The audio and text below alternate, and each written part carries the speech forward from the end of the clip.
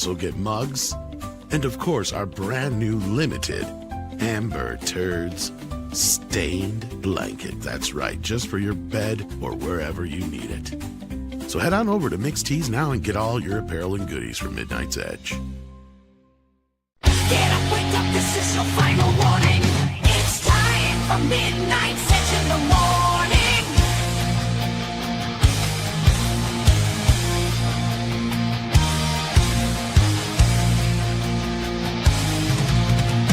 The gang is ready to go and it's time for the show.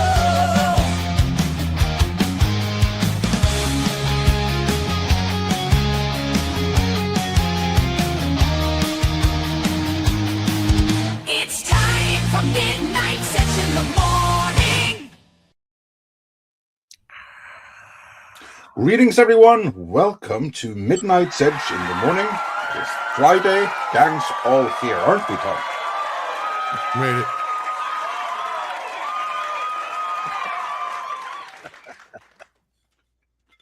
Hi. Yeah. Tom just had to get his She breath wanted back after running. breakfast. She wanted breakfast. I wasn't going to wait. Yeah, doggies be like that. I'm glad Tom made it. Good morning, everybody. How's Chris doing? I'm doing great. I was worried for a minute. It sounded like crickets out there till you showed up. Crickets. Yeah. Oh, no. There we go. There How we you doing, Paul? Eating? Yeah, you're Yeah, gonna have to having watch breakfast. wheat. So this is wheat crackers with smelly cheese and Portuguese sardines in olive oil. Very So, Mediterranean. as we have discussed, Norwegian sardines in olive oil are better. Yeah, I'm sure they are. The Portuguese are pretty good with their sardines, but you have to be careful with everybody's stuff now too. Yeah. So, I mean, do you want sardines in soya oil? Soy oil, not soya oil. No, actually, you don't want soy at all. It's really bad for you. It's such a big problem that they're burning down the rainforest in Brazil to make soy. Because soy is not fit for human consumption. I mean, it's bad for men and it's even worse for women. Well, we just came back from Japan. There's a lot of fermented soy in Japan, and they're doing okay. I mean, tofu is legendary. Is that bad? I'm not going to claim to be a detail, but as a general thing, the less soy you have in your diet, the better. Well, you better tell that to the Japanese. Well, they have tradition for it, and also there is so much fish and rice in their diet other than that traditionally, so they get by it because you have enough healthy stuff. But if you don't have too much healthy stuff, then basically the more other processed food you have, the worse the soy is going to hit you. Mm-hmm. And in a modern Western diet of mostly processed food, I mean, that soy is, not great, not recommended. Yeah, as Bill Maher says, and it's really meaningful to understand the amount of crap on your grocery store shelves. You really have to. Boy, I'm depressing everybody Friday. Yeah, well, it's unbelievable how do it. The conglomerates have bought everything: decent restaurants, decent food, decent fish producers, everything, and you have to now be really, really careful with how they've adulterated these great old brands. Like, don't even buy Smucker. You can't even buy Smucker's jam anymore. It's all crap now. It used to be good. Yeah. God damn it. And shitification in practice. And shitification everywhere. So, indeed. What is not shitified, though, is our audience, and we're so glad that you're all watching. Please help smash that like, help share that we are indeed live right now. That would be most awesome. We also have a couple of super chats, a couple of member chats. To start the day, Flying Blind on a Rocket Cycle says for $2. Good day, all. Good day to you. And he also gifted 5 memberships. That's fantastic. Thank you so much.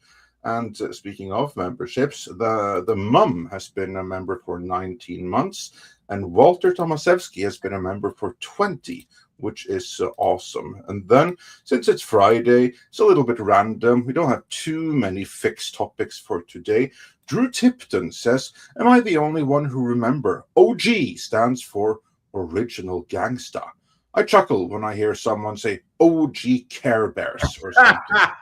Yeah, Well, I'm actually very aware of that, because as a non-native English speaker, I tend to like to know what words I'm using before I use them. That's also true of abbreviations, but I know that's not universally the case for everyone, is it, Tom? Well, I remember when you asked what the hell OG meant. Yeah. It was a few years ago. Like, Yeah. what is OG stand for? I said, well, it means initially original gangster, but people use it now as slang for original, old school. Basically, the OG. It's like, it's just a saying now, basically. So Indeed. Yeah, so that's Tom is the one I learned it from. And But yes, after Tom had taught me, then I could start using it in practice myself. But yeah, OG Care Bears. That's right. yeah, the Care Bears were pretty gangsta, though. Compared to nowadays, probably. Yeah, not as gangsta as the Popples, of course, but still, you do not want to underestimate the Care Bears there. No, Which was the Care Bear that when it opened up its chest, sunlight that emanated was from it and all goodness? Or did they all the do that? main one. I don't remember his name, but yeah, whichever one they had power of, they'd all That's right. combine them. Yeah, they did that. Nelvana did that up here in Canada. I did audition for a Care Bear voice. Never got it. But I don't know if I told you, but I went to one of the Nelvana Christmas parties, and because I was in the Ewoks, several of the Care Bear animators brought me a book of the most insanely gross hand-drawn pictures of the Care Bears being eviscerated and cut open surgically. Oh my God. So the Care Bears on the outside were the nice fluffy Care Bears cartoon, but then they had detailed pictures reminiscent of Mengeles autopsy pictures from Nazi Germany of the people that he operated on. So there was this, and because they hated Care Bears so much. These were the official animators, yes? These were the animators. They hated animating Care Bears. They got so sick of tired of it, and the only way they could keep their sanity was on the side create these images, these cells, plastic cells of Care Bears being dissected, like tortured in the most cruel ways. Their skin pulled away and pinned to a board. That's awful. Yeah, it's like that's actually a healthy advice, though. Sorry. No. I was just going to say, I remember there was one guy I spoke with a couple of years ago who said that he wanted to be an animator, and if I had some advice for him, and I said, well, yeah, my first advice is don't. That's my first advice. The second advice is, if you're going to do it anyway, in spite of the very sound advice that you do not do that, then you have to make absolutely sure that this is what you really want to do, and you want to do it regardless of style or what you'll be set to. Because, yeah, you look at 2 or 3 things that you love and you imagining doing those things. No, you have to take the jobs which are available, not right now, but in the future as well. Chances are it's not going to be the things that wanted you to be an animator. It's going to be some other garbage for the most part. Stuff that you're going to absolutely hate doing. And you can only be an animator if you want to do that anyway. If you love animating so much that you just want to animate regardless of whatever garbage it is you have to do, then sure, go for it. And that's the perfect case in point of why. And in North America, you'd be a keyframe animator, and then the stuff would be shipped off to Korea, where the poor slobs there had to do the in-betweens. Yeah. And it was enough. I mean, there's a ton of work just being the keyframe animator here. So, yeah, it burned people out. I mean, we had one cartoonist that we used for quite a lot of our corporate videos. Sweet guy, but he had lost it.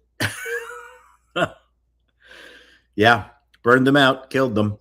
Yeah, that's not for the faint of heart. No, your advice was good. Yeah, I thought so. But then speaking of memberships, we also have Mo Sislak, who gifted 5 memberships as well. Fantastic, thank you. And so Thank did you. DS Ford. Amazing. Wow. DS Ford, incidentally, has been a member for 55 months. Awesome. Looking forward to the next membership stream, which is also right around the corner now. It won't be long till the next one.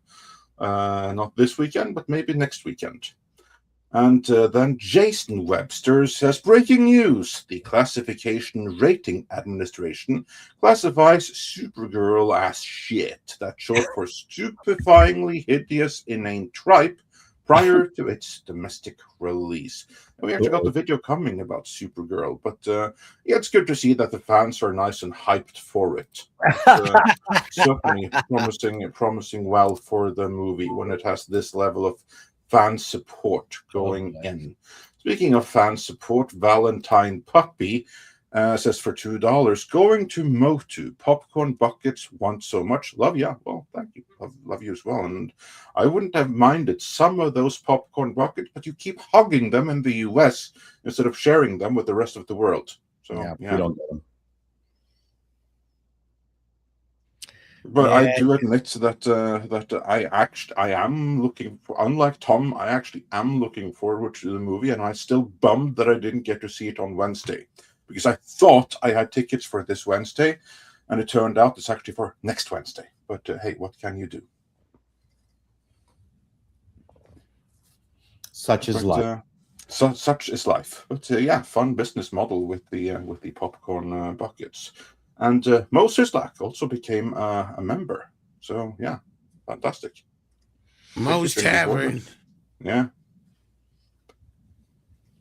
And Packing Protons says, make the Care Bear boo public. They gave me their book. I didn't keep it. I thought you said it was Ewoks, but yeah. No. It was when he was doing the Ewoks. That's why he was that's there. what I got a crisscross. Yeah, I mean, like the animated bears got to keep together. Yeah. Who else is going to look out for them? Could not hold on to it. It was so insanely gross that after a year or two, that's all the more reason why you should have hold on. Yeah, not only that, or she just sort of sold it, man. Yeah, made a fortune off it. Probably would be worth something right now. I mean, there's a market for stuff like that. For even famous cartoonists that do this really, really safe things. I mean, they do like these completely NSFW, like safe for work doodles on the side. Like for instance, Beetle Bailey, Mort Walker. He has like a whole book full of those. Really? Yeah. For real. Holy smokes! Yeah, I have it here. Show and tell with Andre. Yeah, Billy. That's the Norwegian name for Beetle Bailey. So yeah, loads of stuff. It's a book full of censored goodies. Yeah, for sure. Let's see. I never would have thought of that. Now we know what Andre does with his spare time. Here. Yeah, of course we have them. Here's a good one. See if I can get it visible on camera. There we go. We're gonna get in trouble.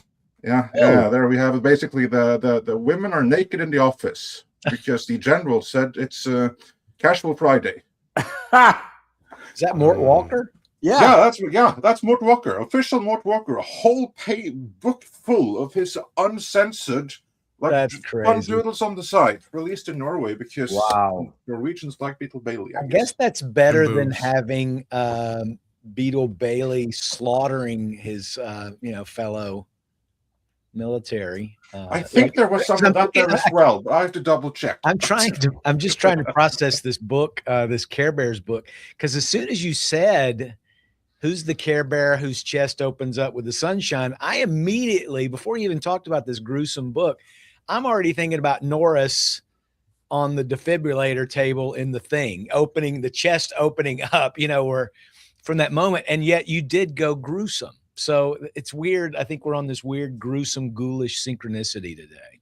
Yeah, I probably would have been better off holding on to that because it really was. Imagine the value of that thing there. I mean, that's a YouTube channel. We have a bidding war right now.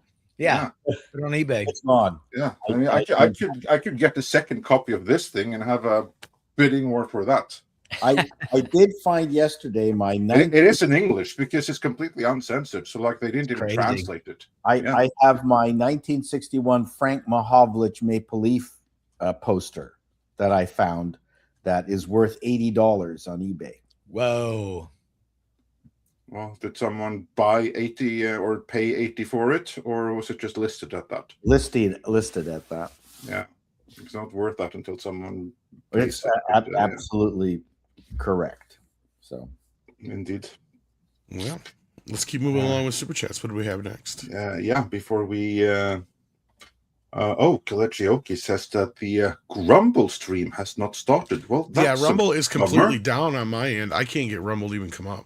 Weird. Okay, then it's a Rumble issue then. Yeah, I was going to say Rumble. Last I checked, Rumble was just. Let me see if it's back up. Yeah, no, because the stream has been set up, so then it's a Rumble thing. I got like a bad gateway before. Okay, now it's finally back up. Mm. But we are not live, no. Huh, okay. We're supposed to be live. We're supposed to be live. But we're not. Well, that sucks. I mean, everything has been set up, so we should. Yeah, it's there. It says upcoming, but yeah, it's not live. Well, there's evidently some connective issue. Some issue with Rumble, yeah. Yeah. Sorry, guys. Sorry about that. We shall be live on Rumble soon here. I'm just gonna waiting for stream. It says okay. I'm just gonna kill it then. Are there people who only watch us on Rumble? There are a few, yeah. There are some.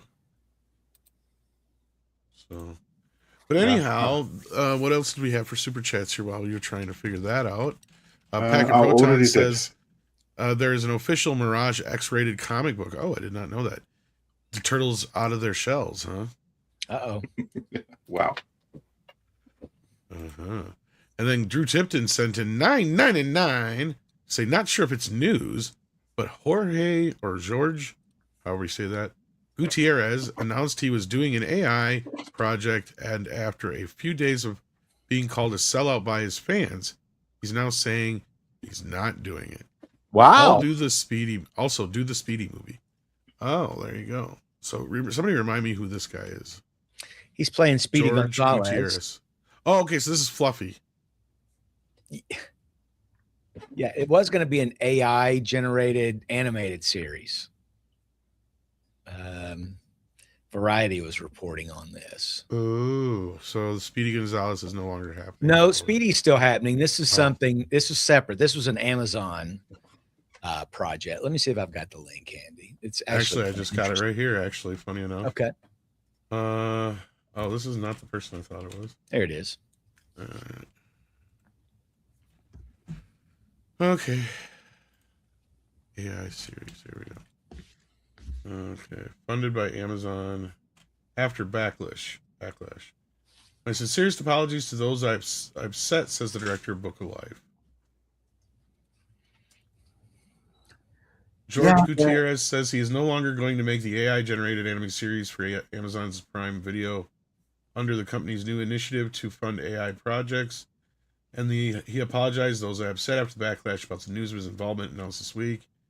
I decided to drop out of the AI program at Amazon, Gutierrez wrote on social media Friday. Will not be making a Punky Ducky series. Actions speak louder than words. LA plaintiff, wrong way. Gutierrez continued, my intent was to showcase artists both new and seasoned, both inside and outside. Okay, so why is he not doing it?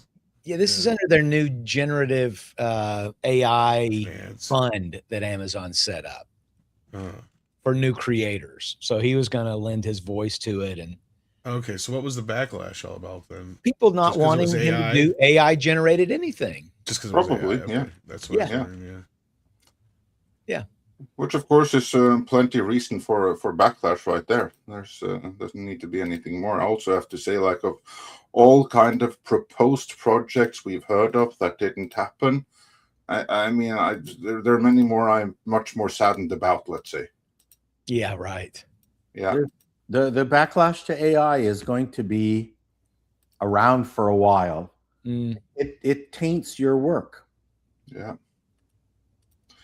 And then gradually, it's just going to be normalized, I think. But of course, entertainment is just one of the many, many, many applications of AI, and it's not really the insidious one.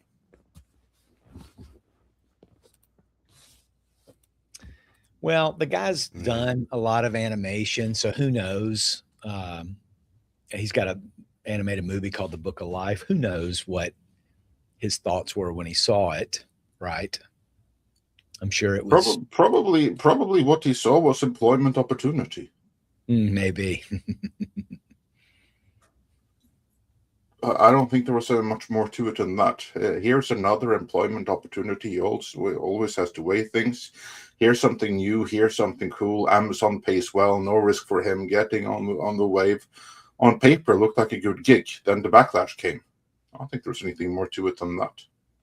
I think there's going to be an interesting confluence or what a crossover moment where there are going to be the diehards who will insist on doing things by hand, animation, or whatever you want to call it. And then they're going to watch the other people go full in on AI and suddenly crank something out in months that would take someone 3 years to do. It's going to be very difficult for them to hold the line and just say, no, I'm going to just continue to spend 3 to 5 years of my life doing something that I could do in 3 months. I mean, that's going to be hard. Yeah. That's why I think in time it's just going to be normalized, and that's all there is to it. There's a movie you can watch online called Hell Grind. I dropped it in the private RX space not too long ago, maybe a day or so ago. Made for $500,000.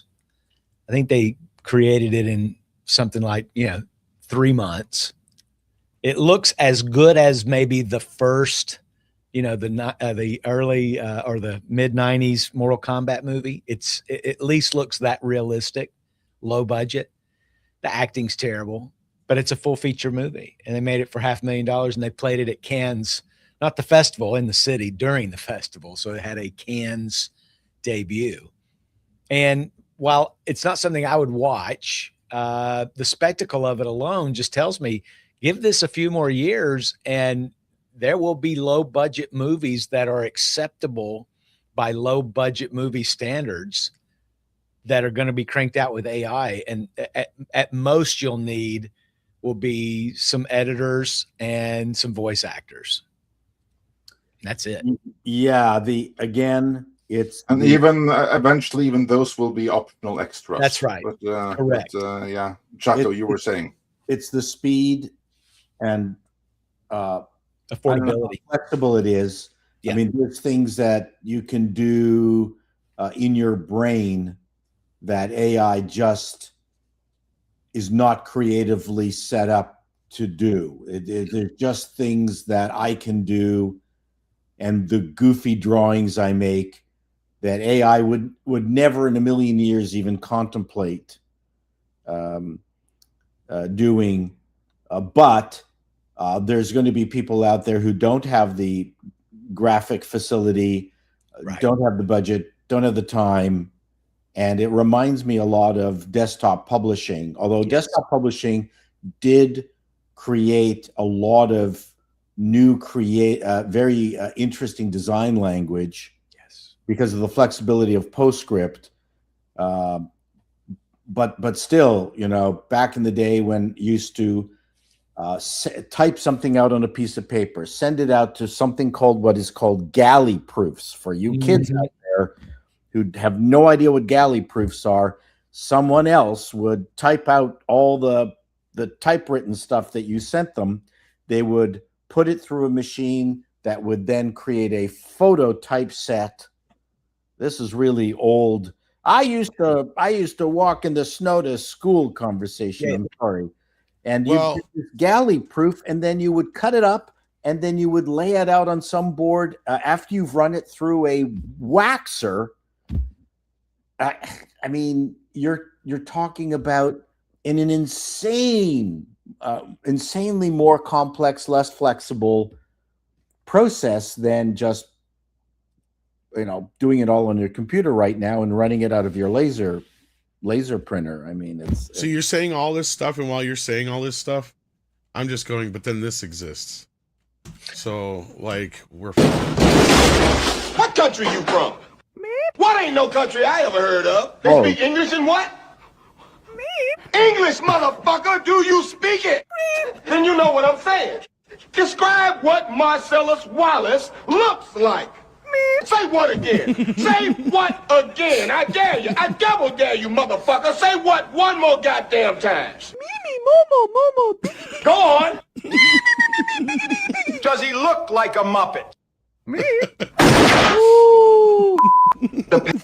I love that it's stuffing and string and shit. well, there. I mean, Some AI. This is the problem. People are gonna love this thing, and like it's new generation. They're gonna. It's just what's going to grow up with them. This is going to be Yeah, why so would they? normalized. Why would they not use it? Why would some broke kid with ideas not use it? they're going to. Yeah, It's You going to said be something normalized. interesting though, Paulie, and I agree. AI, the reason that it will always, I don't care how smart it gets, how fast it gets, how brilliant it gets, how much information you dump, it will always be inferior to human beings because of this simple truth. It will always be incapable of contemplation, reflection, and intuition. It will look slick, but it will always have to have that human input to be something that's meaningful, I believe, because it is incapable of certain human attributes that we're going to be looking for. Now, for simple stuff like this, that just a gag, who cares? This is like a meme. Yeah. But It is, but it's a step towards.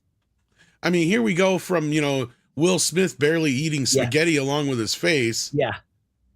To the Muppets playing out the actual scene from Pulp Fiction in photorealistic. Yeah. I couldn't tell. There's shots in this that I'm like, that couldn't be CGI if I saw it in a movie. Yeah. It looks great. And again, that Hellgrind movie, you can go watch the first 22 minutes of it. It's on YouTube. It's out there. It's online. Check it out. You will be shocked and you will say, this looks as good as Mortal Kombat. But I just want to give Tom Hellgrind is Conquer not credit. Hellgrind is not using other people's IP, right? That's right. Yeah. Which Well, I think is the key. People have got to stop using existing IP. Yeah. This is true. Like, I mean, I'm waiting for the people who actually start using it for original material. Mm-hmm. I mean, I already have for some stuff too. I'm not going to get into the specifics of it right yet, but yes, I'm making turtle porn.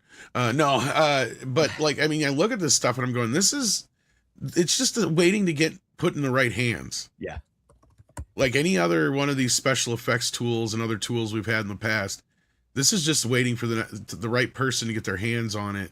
Maybe it's Perry Chan for all we know, right? Like, well, it's game changing. This is a game changer. This is like what you were referring back to, Paul, when you mentioned publishing, because when I realized, wait a minute, I can make my own website on the internet and publish whatever I want, make it look however I want. That blew my mind. And now websites are a dime shoosh, a billion a dozen, or a penny for a billion. They're everywhere. It's ubiquitous. But this is back in the 90s, and it's just changed. It has changed our reality, and this will too.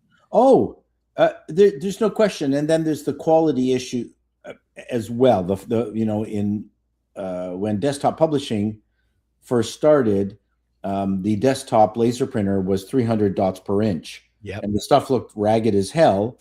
But compared to galley proofs, which were $25 a column inch, yes, galley proofs were 1,000 times better looking, but unfortunately 1,000 times more expensive. So people went, no, I'm willing to save money and just use the crappy output from my laser printer. So I'm curious if there's going to be another side of this, though, and I wonder if you have any insight on this, Paul, about how there might be just like an inverse of it all, like how we'll become too reliant on AI. Oh, we will. Oh, yeah. I mean, the key to all of this is people have got to come up with unique design language that looks unique, that in of itself, that isn't just a copy of what we're doing right now photorealistically. That's what's going to make this interesting. Someone has the skill to make something look like that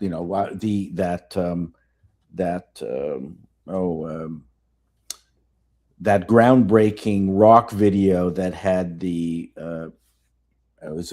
European band, where it was like a hand drawn animation, rotoscoped animation. Oh, you mean Take on Me by Take On Aha? Me. Yeah. So Yes. That's my Take On- countryman. Yeah, Yes. yeah. My Take mother On Me- actually went to school with the lead singer in that band. well, True I'm story. not surprised. Yeah. So Take On Me was a real revelation in the land of rock videos, right? Yeah. And we're going to need that same kind of Take On Me moment. And I'm not Well- necessarily certain it's going to come from the United States, because it's mostly the weird ass Europeans that come up with really cool animated styles, like the Soviets and things like that. The Americans are completely enamored with copying Disney, and well, now everything looks like Pixar, right? And those, and those pea-shaped, those jelly bean-shaped mouths, which we're all tired of already. So yeah, I'm waiting for something, because you can input stuff. You can add 10 images to a rendering and say, here's my hand-drawn cartoon style. This is what I want it to look like. Again, like I said, the key is going to be not use other people's IP and come up with something that is dramatically different from what other people are doing. Then I think it's going to take hold only when we do that. You know, what's funny is in an indirect way, Michael is responsible for that video. Michael Jackson, Michael Jackson. Oh, because the director is the same director as Billie Jean, and he wouldn't have a career if it probably wasn't for the fact that Billie Jean took off. And that director went on to direct Teenage Mutant Ninja Turtles, Steve Barron. He directed both of those music videos in that movie. Yeah. Wow. Well, I mean, and I actually have seen the trailer to Hellgrind.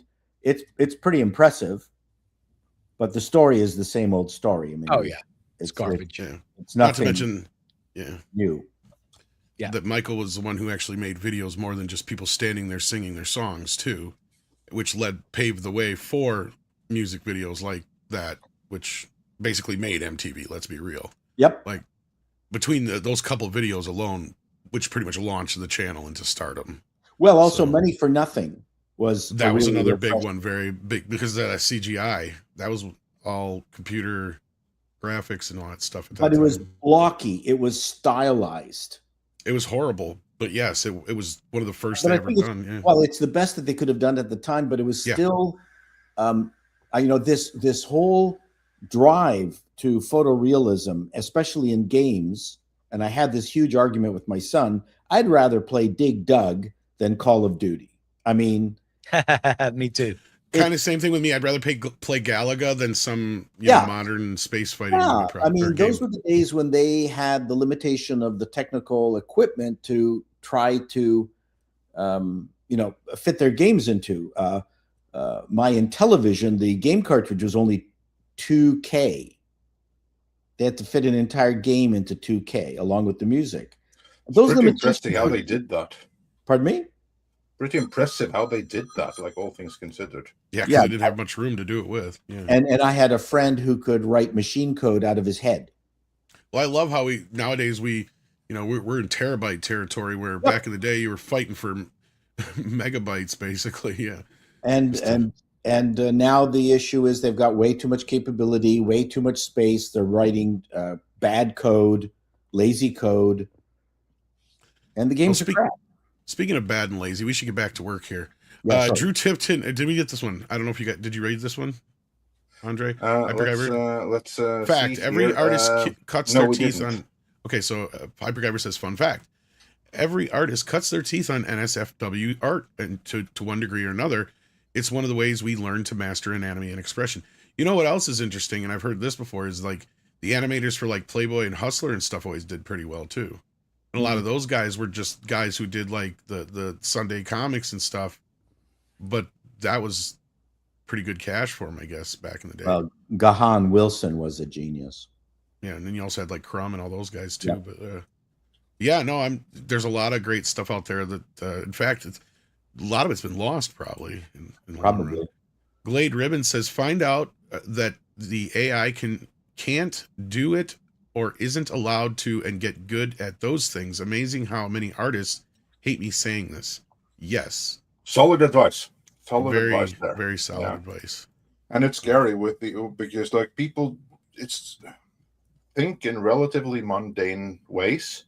But like for instance, Dr. House, the series. Yeah. You don't need him anymore. AI replaced him.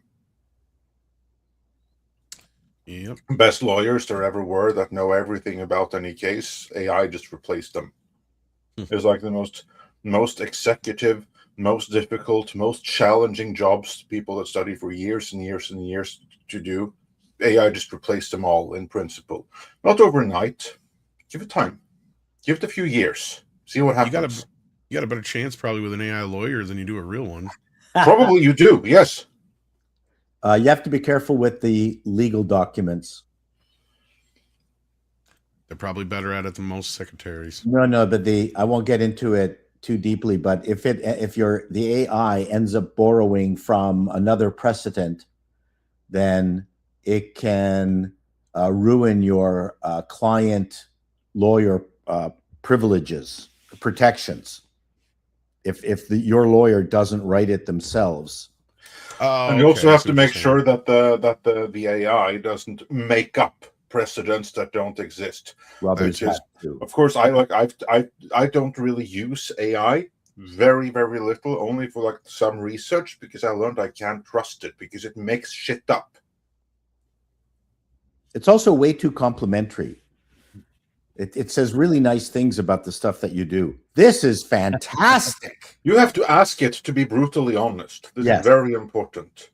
Always ask for it to assess you, and always ask for a brutal, honest assessment, because then it won't sugarcoat as much. Indeed. Yeah. And then we've got Pack and Protons. It says, tagged you on X. Well, hopefully it's just the letter X and didn't tag my X. My attempt at an AI cover versus the real artist version that I hired. Let me see if I can find what you're talking about here. I should have been ready for this. Let's see here. I'm gonna need to come back around to this. Let's see. I'm not. AI is extraordinary. I just did a video which I'm actually shocked is doing as well as it did, because I didn't think it would. I kind of dissected that Variety article featuring the survey by Emma Thompson on old 60-year-old plus actresses not getting work anymore. So I eviscerated it. Said it was a stupid survey that did not provide any useful information. But I went, okay, can you do an AI picture of, and I listed all these actresses: Helen Mirren, Sigourney Weaver, a bunch of them, like 9 of them. And can you put them just over to the right, leaving a gap for me to fit myself in? And then it did it. Like, oh my God, it's pretty freaking good. If you watch my video, you'll see it. And I went, okay, that was nice. I just assembled all these famous 60-year-old plus women into an image. And please don't do a Mort Walker with those images, sir. No, I won't. that I won't. I treated them with respect. Oh, how dignified of you. Thank you. Yeah. So it's useful for me because I can also ask it to do goofy things as part of my sense of humor. I wanted a picture of Mark Carney, our prime minister, but instead of just a full-on picture, I had him kneeling and kissing the hand of Xi Jinping from China. So, that's believable. I have a diabolical sense of humor. Yes. Yeah, you also have a realistic one.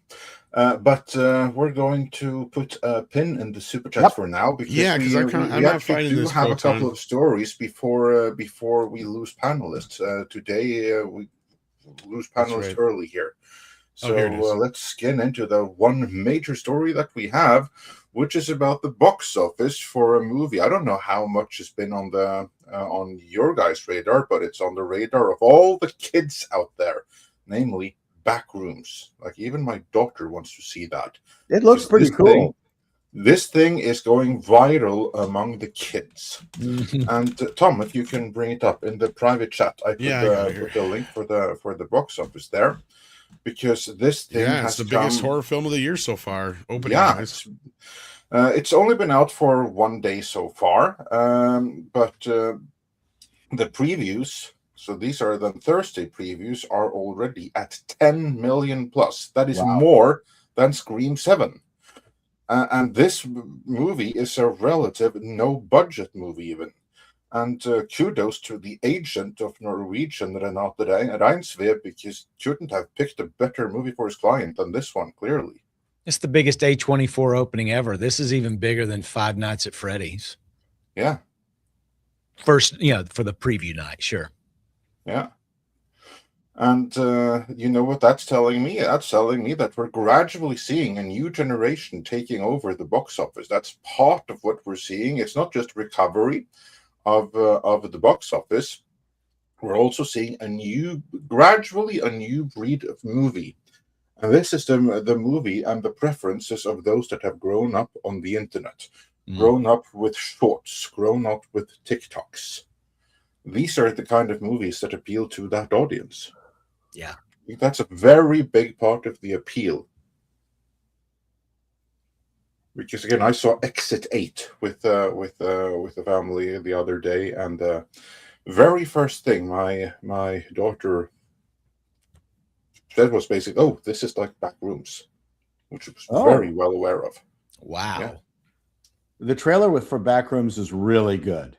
Yeah.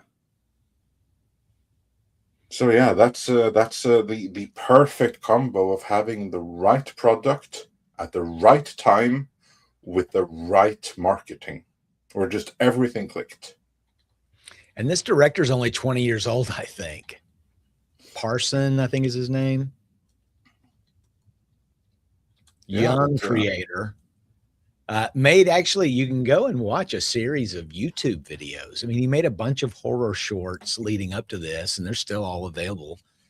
Many of them were based on, or this is based on many of them, sort of the stories that come out.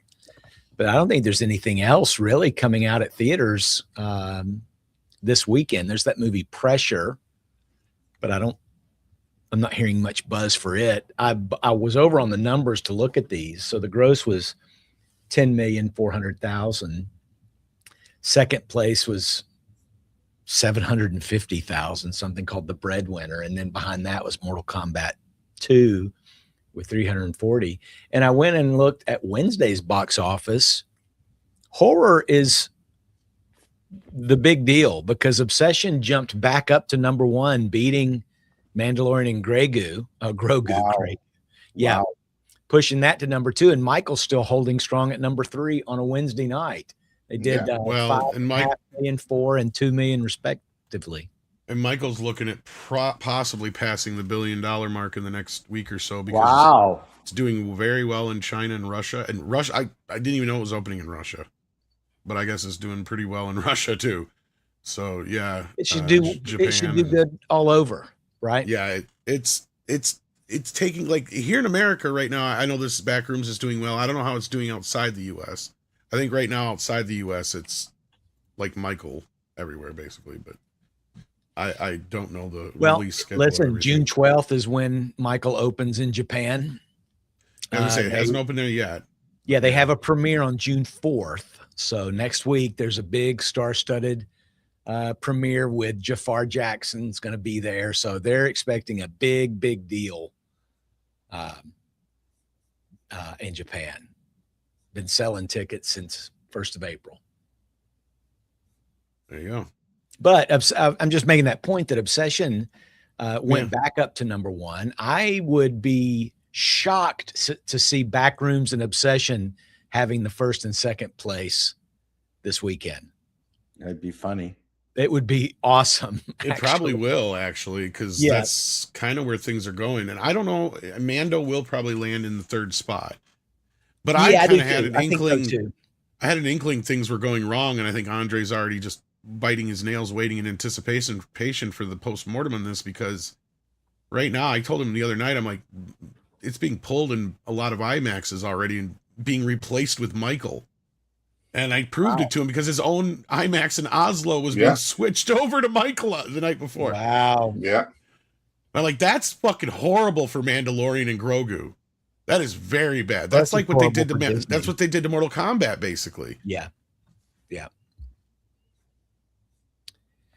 Well, and Devil Wears Prada 2 dropped a little bit, but it's still in the top 5, and Sheep Detective rounded out the top 5 Wednesday. You know what might actually help Devil Wears Prada is that it's Disney film. So they are actually one of the few companies who don't generally jump to throwing stuff up on video on demand and stuff. Because otherwise, if there was any other studio, I guarantee you this week would be the week that movie dropped on streaming for video on demand. But Yeah, wouldn't surprise me. Disney does like to hang out there for a bit. So to that movie's benefit, I think it's going to do very well when it's all said and done. But it'll be an interesting weekend to see who's fighting for the 3rd, 4th, and 5th place spots. I think you're right. Because I think the 2 horror films are going to take the top spots. If not, maybe Obsession will fall off this week, since the obsession with it is maybe Yeah, waned a maybe. bit. I mean, but listen, on a Tuesday this week, it did 5.5 million, and then Wednesday it did 5.6 million. That surprises me to get those sort of weekday numbers. I'm trying to remember, though, a time where we had more than one horror movie out at a time that could actually perform. Yeah. I mean, I'm sure it's happened.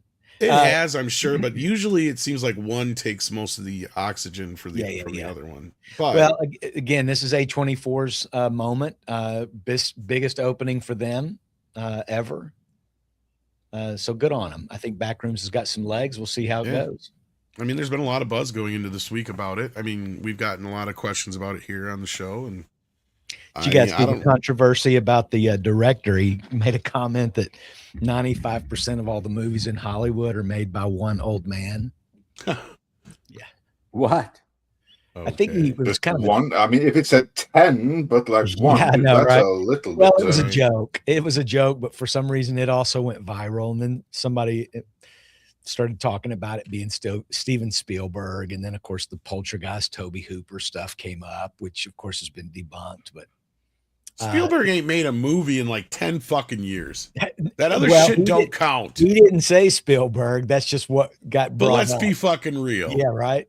Steven Spielberg is who he's talking about. And well, he could mean Nolan. I mean, for a whole generation now, Nolan is their Spielberg. Whereas Spielberg, the real Spielberg is something their grandpa used to watch. Right. Nolan, they remember from their childhood.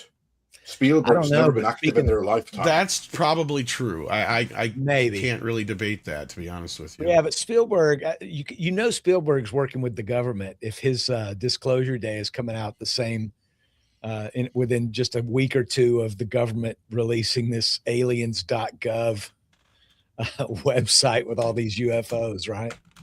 Good on him. Nice marketing. That comes out, I think, the 12th, right? That's the trailer is goofy as shit. I'm curious about this movie. But it's like, yeah, but it feels like one of the most un-Spielbergian things he's ever done. Of course, he's been nothing but un-Spielbergian for a decade.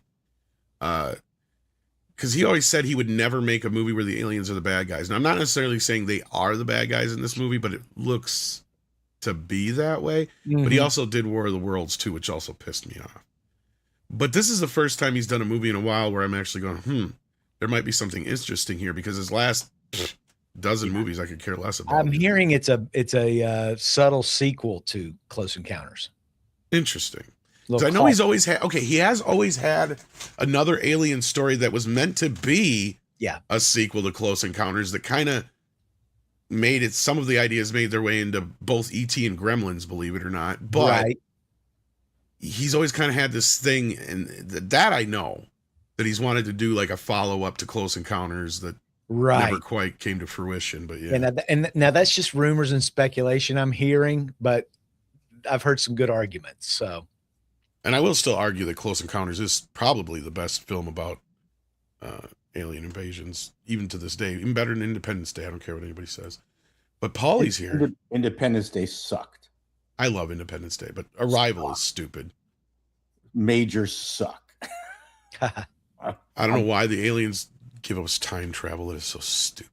And how did the Apple Mac OS interface with their? Oh, here we go. You're going to be one of those nerds.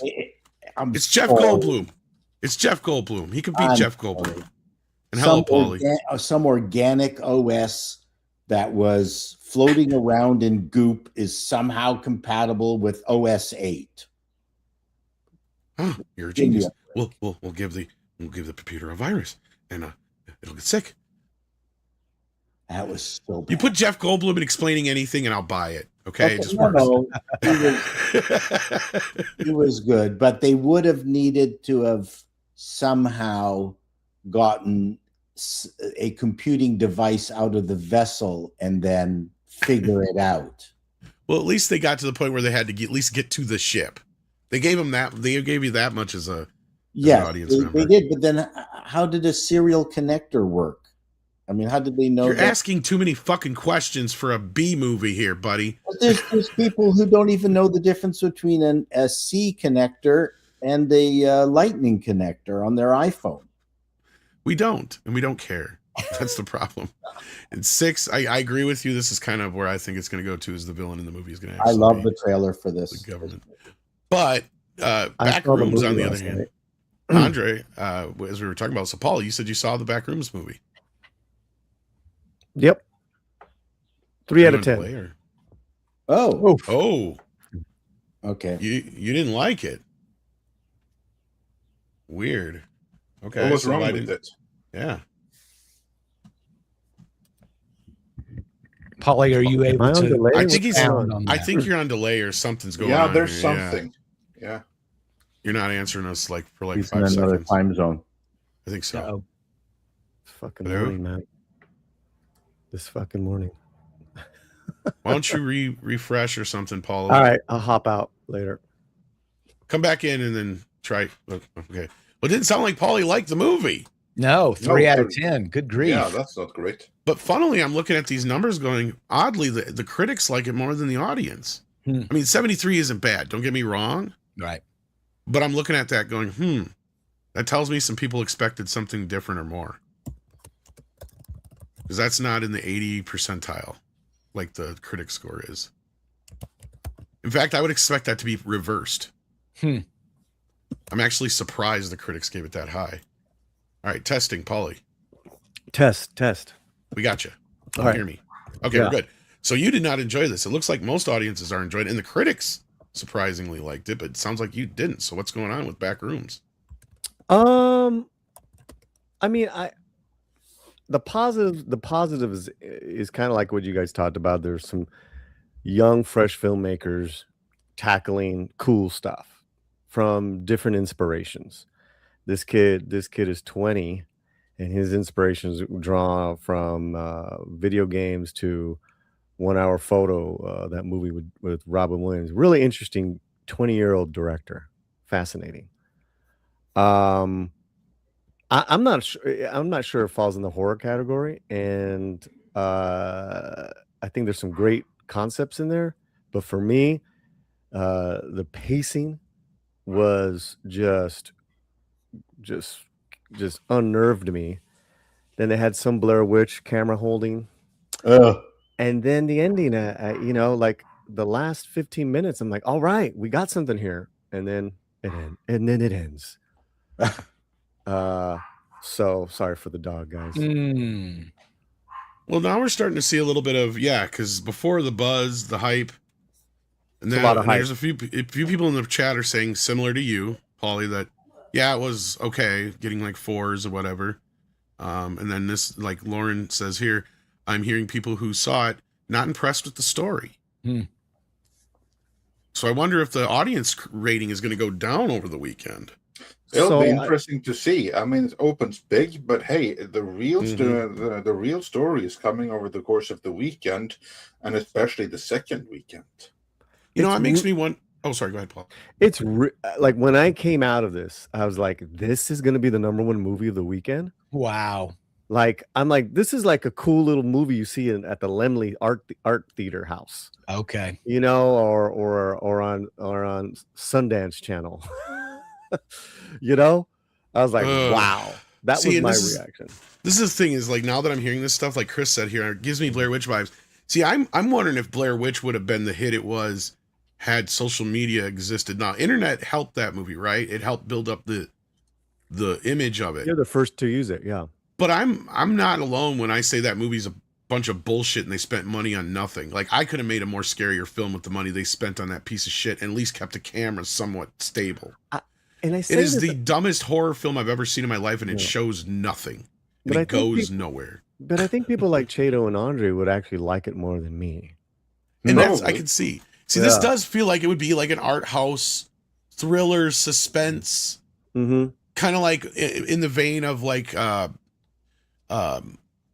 God, what the hell's the name of that damn movie? Malkovich, the John Malkovich. I Am John Malkovich. Being John Malkovich. Being John Malkovich meets like you know, a Guillermo del Toro horror film or something like that. It's just it has that vibe to the trailer anyway. I don't know. You'll have to- Trailers, yeah.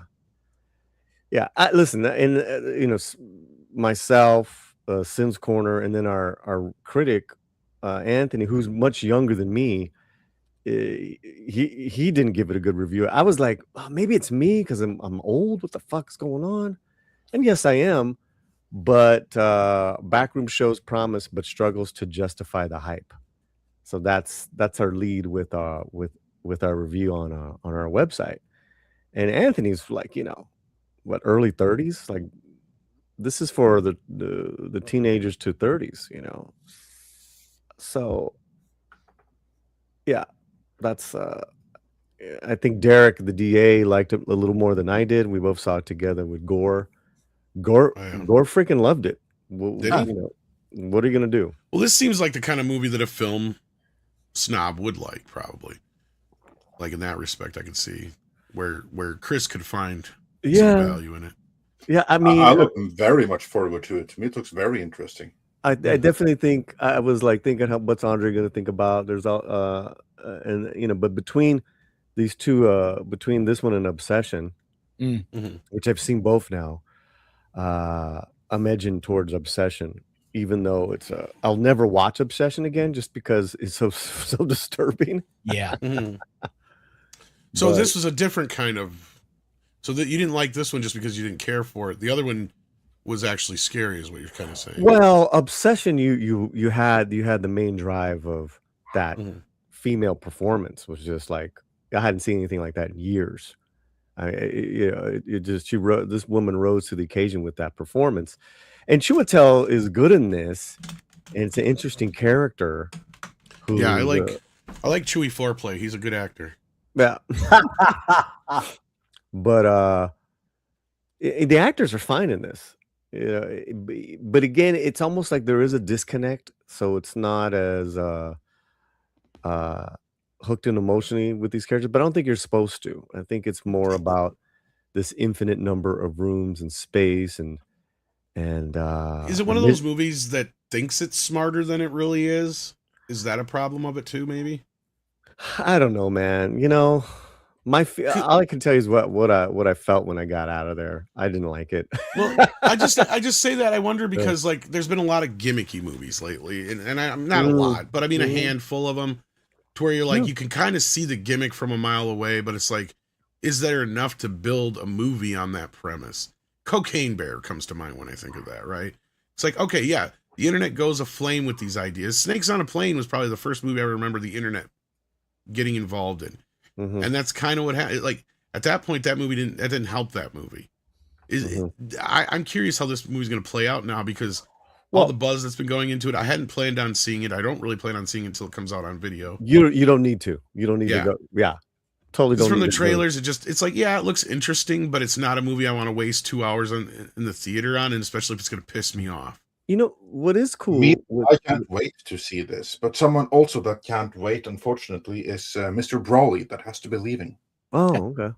You Well, are so smooth, Andre. Wow. Nicely done. Nice segue. Yeah. Yeah. Guys, have a great weekend. I got kind of an iffy week next week, but I'll try and get on. I've just got something happening here in about 20 minutes I got to get to, but enjoy your weekend. Check us out over at bleedingfool.com or at bleedingfool. We kind of get into the trifecta of reasons that the Odyssey is slipping and even getting the most dislikes Oh, for come any of on, Nolan's man. trailers. And we get into some of that Supergirl forecasting over at Oh, bleedingfool.com.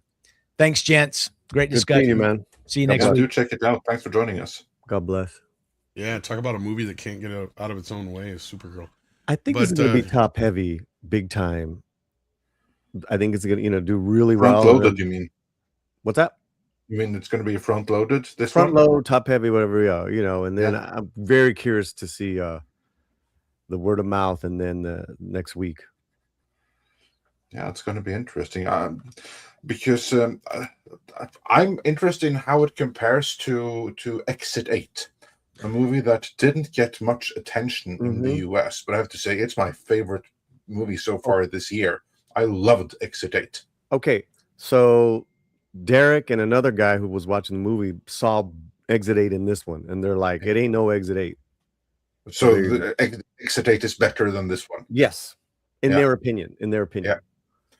You know. Still, this one has the vital thing going forward, so that's certainly going to help it at the box office. But I'd be shocked if it's a better movie than Exit 8, because that was chef's kiss. That was amazing. You know what's interesting too is that the audience meter keeps going down. The audience code keeps going down. So interesting, yeah. Because it'll be interesting to see how front loaded it is, because I do believe when we see like this massive opening, that we're on the cusp of a generational shift here, with who is making the movies and who is going. But hey, if it can't be sustained, if it is snakes on a train all over again, high concept with the delivery just isn't quite there, then who knows? Well, Hollywood's trends, right? It's always what's the next trend, and it seems these young horror directors that kind of started with those Australian brothers a couple of years ago, YouTubers. Now Curry Baker, was that his name? The director of Obsession.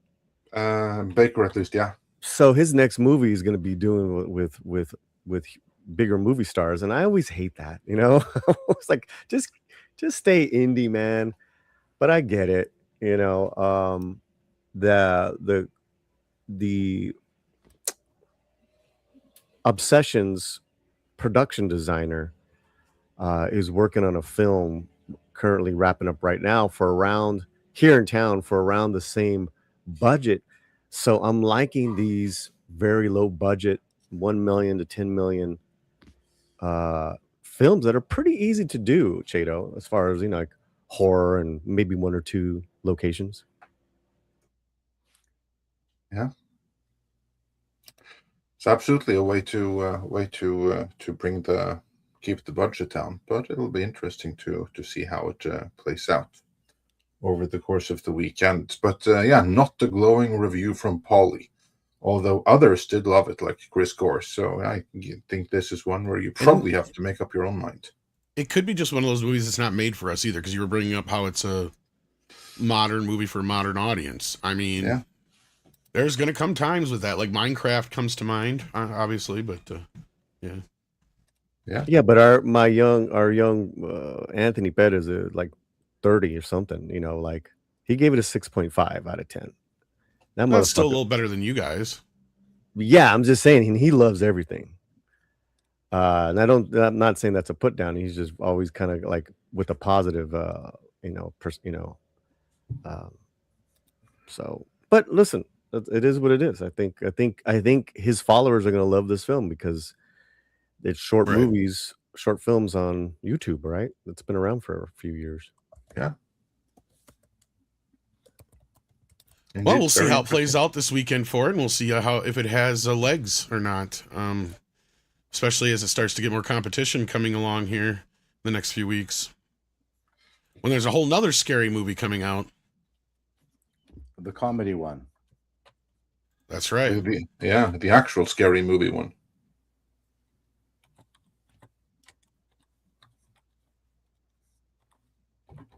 That is indeed right. So yeah. But I think we have covered as much as we possibly can from Backrooms before we get more box office here, and until we get more reviews. So with that, we're going to go back to the super chats because we do have a couple of those as well. Miller says for 35 South African rands, I'm looking forward to AI Star Trek comics and novels, as well as full episodes on fixing bad or unfinished fan films with AI reconciled with real AI actors. Dude, there's going to be so much of that. Just wait until like the fan editors become actual AI fan filmmakers. And when you look at some of the things that's out there, you have like some like Star Wars shorts, you have like some like matchups like Hellraisers versus or like Pinhead versus Darth Vader. Like some of that stuff is actually better than any of the official products that we've gotten for ages. So dude, like this is gonna be wild. Give it time. This is gonna be wild. And when it comes to Star Trek, it's not going to take more. I mean, I just had the pleasure of, or the displeasure rather, of reading the Star Trek Pride Celebration issue of 2026 for a possible video review, where we get the Klingon mating ritual as applied between men. So yeah, good times, good times. Kelechi Oki says for $5, as we get closer and as new tracking reveals projected box office for Supergirl looks awful. More and more videos are beginning to surface about this, no interest. You know, it's funny you should mention that because we're actually working on one too. And yeah, it's not looking too great for Supergirl this far out, but let's see as we get closer to release. But Millie Alcock, unfortunately, isn't doing the movie any favors, and neither is the Hollywood trade, which seems intent on sinking this. But more on that in the video to follow. Marksman of 117B says for $4.99, there's a CGI artist who has a popular AI channel called Skybrows. One of his points about AI is that so much is slop because it lacks heart behind it. And this is true. It's all about the person who is doing the not coding, but the prompting. It's all about I mean, there's a movie title for the future, The Prompt Master, because that's really what it's all about. It's your artistry of prompting. This is the future right there. So yeah, who can do the better prompting? That's going to reveal the end quality of the product. Flying Blind on a Rocket Cycle says for $5. So, which do you think was the bigger bomb? Rings of Fire or the Blue Origin New Glenn rocket that blew up? Glad no one got hurt. I haven't paid attention to Blue Origin's New Glenn rocket that blew up. Chato, is this something you're familiar with? Chato evidently had to step away from the screen. We'll get back to this one. Yeah, but I can answer right away. Rings of Power is the greater flop because that shouldn't have been. That's billions down the hole. Whereas Blue Origin, that's an investment. Yeah, and there, Chato is back again. Question? Blue Origin's New Glenn rocket. I'm not familiar with that. Right. Yeah, are you familiar with that? Yep. They just lost a rocket or something. What's going on with that? What did Bezos do now? Why is he even bothering? It had a mishap on the launch pad. I mean, it's not dissimilar to mishap on what did Musk call this? It was like a rapid, unscheduled blow up, decommissioning or something like that. Yeah, or disassembly. Rapid unscheduled disassembly. It had a rapid unscheduled disassembly on the launch pad. It blew up good, and I think this is the first mishap that Glenn has had. But I mean, this is a whole new system for Glenn, and this is a significant problem. Now, there's some naysayers that have said that their new approach to the engine is not something that's fixable. So that's one way of finding out, though. Then they should instantly try to do another and see if that blows up as well. That's the iterative method that Musk has been using for SpaceX. But I mean, I don't know Blue Origin's methodology. I don't know how many rockets that they can marshal to blow up. You know what I mean? Do they all look like dildos? Is the real question. The Blue Origin ones do. Yeah. I mean, Musk had the Starship blow up when it landed in the water. Well, it's better that. Well, was anyone in it? No. So that's the time for it to blow up. Right. And same with Blue Origin. There was nobody in that either. Yeah, which is a good thing. That's when you want it to blow up. Yeah. I mean, as far as I'm concerned, that's cost of development in an iterative process, as it necessarily must be. So, as for the question as a whole, which was the bigger bomb, Rings of Power or the New Glenn rocket? I still say that Rings of Power was the bigger bomb, because that wasn't supposed to be a bomb. New Glenn blowing up, I mean, that's part of the process. That's you want it to blow up under controlled circumstances, and not when there's people inside of it and you rely on it to work. I mean, again, it's a question of do they have the telemetry? And you know, the point is that the Blue Origin explosion was not worse than what happened to the Starship test flight. I think it was test flight number 12 earlier on in May. So I mean, it was the first stage booster that exploded for Blue Origin, but you don't want me to get into the details of it. This is why I ask you. I love this stuff as well. Yeah, but the audience might not. I can talk about this stuff forever. So yeah, we'll have to do that some other stream. So the issue is that it destroyed the entire rocket, like the entire. It didn't just blow up the first stage; it blew up everything. So that's one reusable rocket that's not going to be reused anymore. Yeah. Well.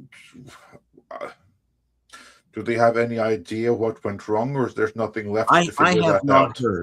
I have not heard, but it also blew up their launch pad, and they only have one. Okay, well, then I guess maybe this may be a bigger bump than it's a setback. They're going to have to fix it. And I mean, I believe the Russians, they had a setback like that as well, right? When they were trying to build their answer to Saturn V, and on one occasion, I don't remember the name of it, but the whole thing blew up, and it was basically like Saturn level 5 fuel. So it took out not just the launch pad, but half of all the researchers, scientists, everything. They all went down in flames, quite literally. Well, I mean, I don't want to put too fine. That's why the Russians never went to the moon. Well, during the Mercury era of American space travel, they couldn't get that right. They were blowing up Mercury rockets all the time, and I think Shepard, they kind of went, "Fuck it, we got to send somebody up," and so they just put Shepard into the rocket and said, "Okay, you're going." Yeah, but all the previous ones blew up. Yeah, well, this might also, but we can't wait any longer. We're sticking you up there. Got to live dangerously sometimes. Yeah, Shepard. Take one for the team.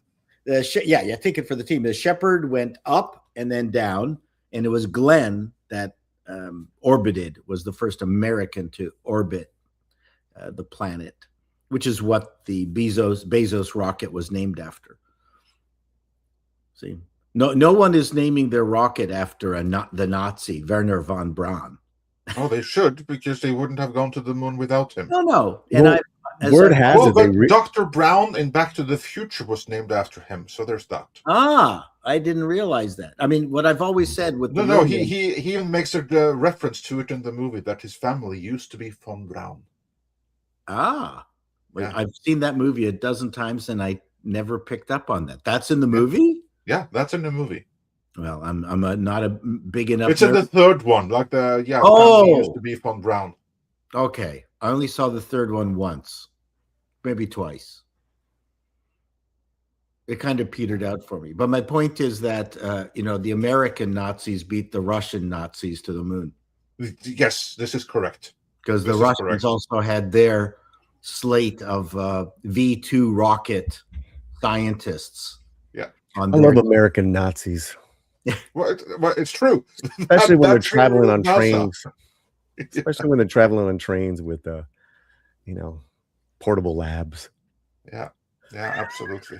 Yeah, American. They were quite good at installing showers as well, but matter altogether. Let's move on. We have a few more super chats to go through here. Packing Protons. Oh, if I could just say something really quick. Yeah, Andre, I think you're expecting the blue moons to bomb at some point, not Rings of Power. Hey-oh. Blue Origin. This is true. Yeah. Like one was designed to actually make money. The other is right now in a research process where you're expecting it to rack up bills. My earnings come later.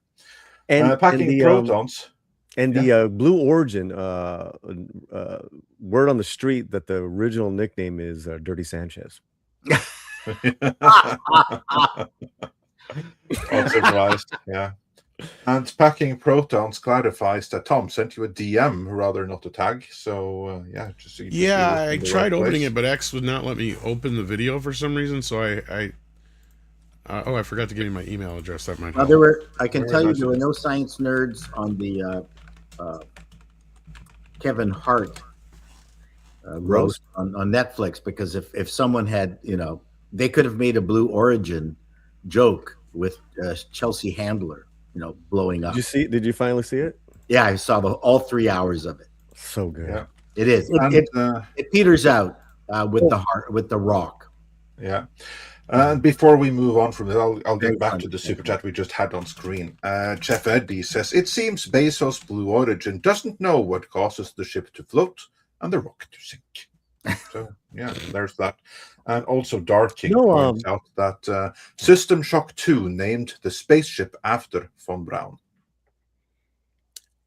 And Lawrence Sanchez flotation devices are what we're supposed to keep the Blue Origin afloat. Ah. Hence, Dirty Sanchez. Dirty Sanchez. There you go. Yeah. And then back to the top again. Darking says for $5 Australian, I like that 2026 is seeing successful horror films that aren't another sequel or reboot. True. How many Scream movies are there now? 33 or 34? Well, there's 7, but still, we are starting to get into like parody territory there. Speaking of parody, I saw like a trailer that was released earlier today. Another indie horror movie that doesn't require you to have seen anything. A Pinocchio movie with Robert Englund. Oh. Wow. Yeah. And this is part of like the same ordeal of movies that take like these childhood icons like Winnie the Pooh and Popeye and turn them into these subverted killer stuff like this. But this one, I saw the trailer for this one. Let's see if I can find the full. Did anyone see the trailer for Dante? Yes. Oh, what did you think of that, Paulie? Well, I know some production notes on it. So it's not very good. Oh, it looks good. The trailer looks fantastic. I mean, it's Oscar Isaac playing terrific. Yeah, it's Oscar Isaac playing 2 different roles, and great cast: Al Pacino, Jason Momoa, Gerard Butler. The concept is great. Julian Schnabel is a fantastic art house director. But it's been on the shelf for several years. Because it looks wonderfully surreal. Like I really liked the feeling of it. I went, oh yeah, okay, I could get into this movie. This felt. Yeah. I'm still going to see it. Don't get me wrong. I've been waiting for this movie for years to come out. It's out now on Netflix. It's going to have a 1-week engagement in June and then right to Netflix. Yeah. So it's called the 24th of June. By the Hand of Dante. It's called. Yeah. Well, cool. Check that. And also, this one I thought looked really interesting. Pinocchio Unstrung in theaters July 24th with Robert England That's awesome. as Jiminy Cricket. Ha ha ha! Yeah. He's the one telling, whispering to Pinocchio, kill them. Kill them. Kill them all. And I'm not actually joking. Oh. He's like, kill them. Oh, it's a horror Pinocchio? Yes, that's exactly what it is. This wouldn't be the first time we've had a horror Pinocchio, actually. No, Guillermo del Toro did one, kind of. Well, no, we had one in the 90s from one of those. I don't know if it was Vidmark or one of those companies like that did it. But, yeah. That would be cool if one of the Del Toro songs from Pinocchio gets in here, because the songs are so like, Ciao, Papa, I love you, Papa, sung by Pinocchio, and then like have this Pinocchio singing while he's killing. Yeah. That's always fun when you've got contrapuntal ideas. Yeah. Indeed. Interesting indeed. Yes. Yeah. And Packing Protons, he wants to see you gone, Paul, from the States. Deport Paul. He hates ID4. Wow. So, well, he doesn't live in the States, luckily. Yeah, so there's no need. ICE has nothing to do there. He's already left the country, or wasn't there. But man, if ICE grab both of us, I'll be deported first because of the way I look, man. Yeah. It was him. I just keep going. It was him. Look at. See. Yes. All right, so this is what Packing Protons sent me here. I believe. Let's see. ID4. Independence Day. Oh, 4. Oh, yeah. Imagine a sleepy village. Imagine the world. Oh, really? Come on. Serious? I pay this much for internet and this happens?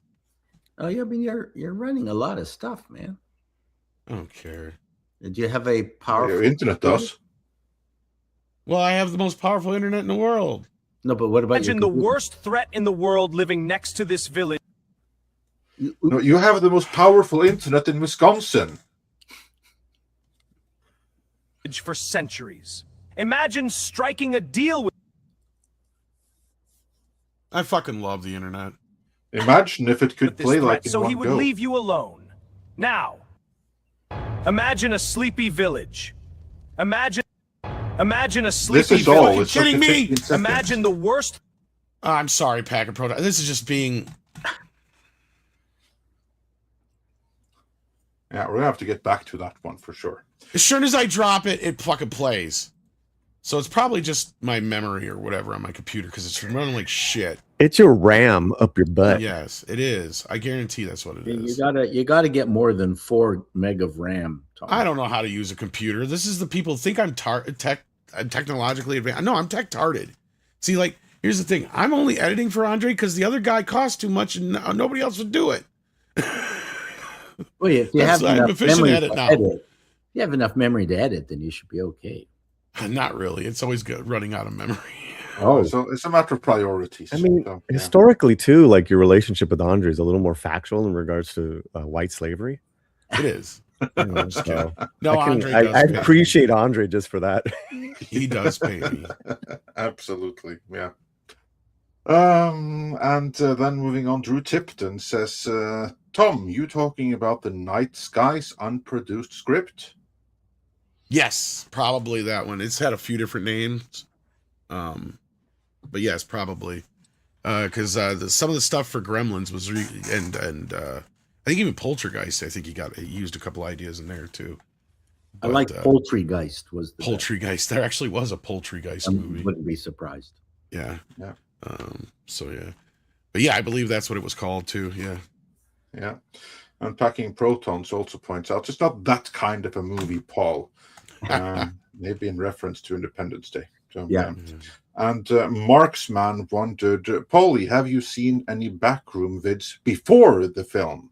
Oh, that's a good question. Yeah. Were you aware of what it was going in? Like, were you ever taken by the viral aspect of it?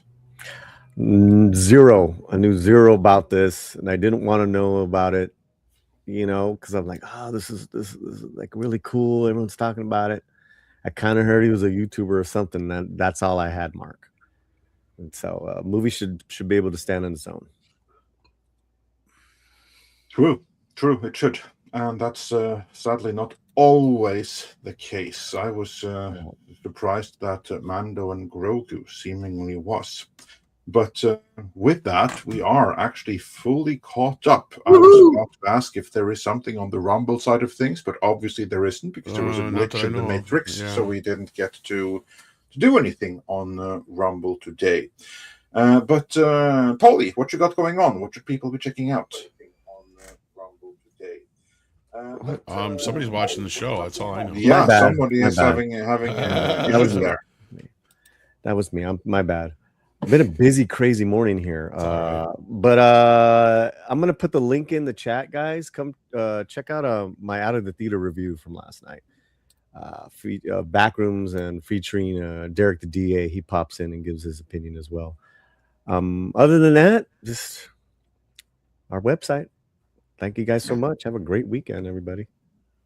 Fantastic. And Paul, how about you? What you got going on? Any appalling news in our future? Maybe I just checked my list of appalling news since coming back from Japan, and it's considerable already. So I might dive into one today just to blow through some of the crazier stuff that's out there. The one interesting one is the Canadian military, in its infinite wisdom, has hired a whole bunch of non-Canadian foreign recruits that have not even become Canadian citizens.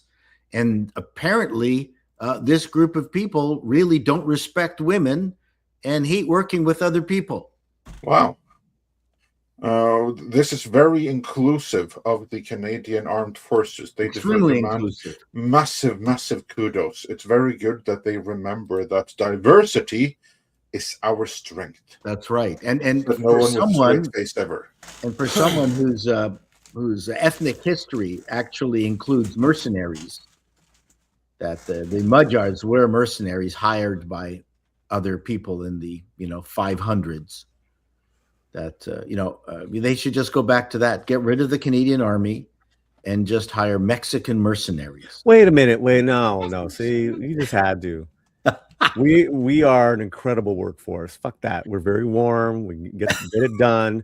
Maybe the Pakistanis or them. Then you got some issues. Well, they're the ones we're having problems with. Oh, I'm not saying anything else. Nope. Anyways, we'll see. I'm also in the middle of writing a book, so I'm very excited about that. I'll tell you all about that in in 100 days. Right, fantastic. We look forward to hearing all of that. Meanwhile, we are working on more videos. Not going to have any today, but tomorrow and Sunday, there should be videos, so be sure to check back for that.